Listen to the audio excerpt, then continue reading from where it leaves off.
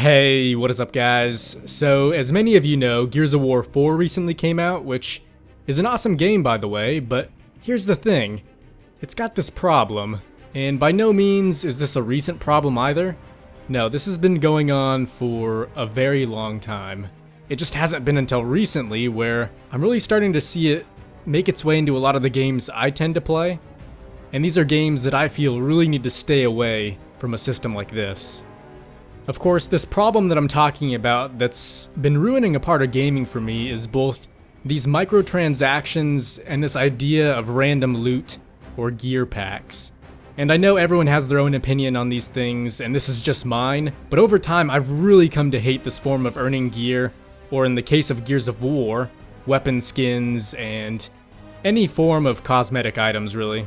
So much so that every time I see something like this in a place where, quite frankly, it doesn't belong, it just makes me think to myself, what the fuck were they thinking? Hence the title of this series, and I say series because I really do plan on continuing this as long as games I enjoy continue to implement this form of rewarding players. Obviously, the answer to that question though is money. They were thinking about money.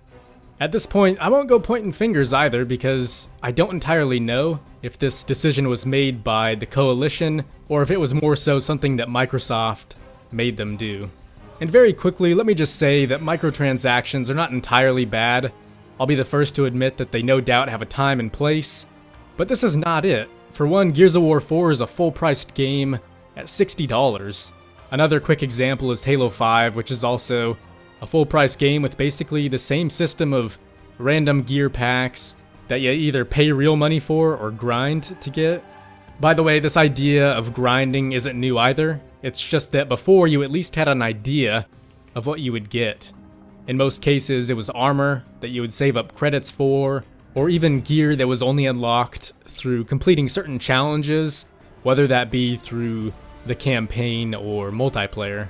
I feel like it was through this system where players were properly rewarded with items they could show off, and these were items other players knew they had to work for and weren't just received through some random number generator. Honestly, I think the only game where I've seen this randomly earned loot work out well was Borderlands 2 through the slot machine, but even in a game like that, the vast majority of gear was still earned while doing missions or even just killing certain bosses. And for those who enjoy this randomness when it comes to earning gear, I can see where you're coming from. For instance, the chance to unlock some crazy rare character or weapon skin early on can be exciting. For those of you who are younger and have, in a sense, grown up with microtransactions, I can also understand how, in your eyes, this might be the norm. And I also know having microtransactions in games like these can help pay for events such as tournaments. But for me, even a more recent game like Gears of War the Ultimate Edition had a much more meaningful way of earning different characters. You earned them simply through leveling up, and what was great about this was oftentimes you could judge other players on the battlefield by their appearance. Say they had a character skin that was unlocked at level 100, sure they may not necessarily be better than you, but at least you knew they had that experience. And in their case, it was also just a cool aesthetic item to show off, which really meant something, and in a way showed dedication and hard work. Once again, this is a $60 game. Do they really need more money? Because I'm almost positive the majority of players would rather earn their gear through more meaningful challenges. And all in all, having these random gear packs become the norm really degrades the value of any item earned through this system. And I shouldn't be saying earned either, because it's really just based on luck. And here's what I'll do, because I'm not the type of guy to complain about this and then not offer some kind of solution. So what I would do is have most of the characters be unlocked through leveling up, possibly every 5 levels, because I know there's quite a few of them. And also put some aside that can only be unlocked through completing challenges in the campaign, for instance, beating the game on Insane. And then also throw in a few multiplayer challenges as well that you need to complete in order to unlock certain characters. And I know they already have a lot of these challenges, so why not use those for something you need to complete?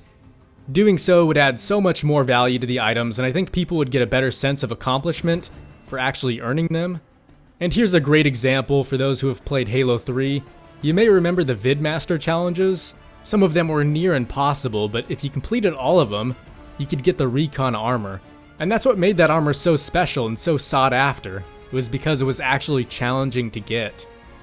So why can't Gears do something similar? Imagine if they made it so you had to get the Seriously 4.0 achievement in order to play as Zombie Dom. Now with that being the case, imagine how much cooler it would be seeing someone with that skin compared to how it is now. Not only because of how rare it would be, but also because you would know they had to go through hell just to get it.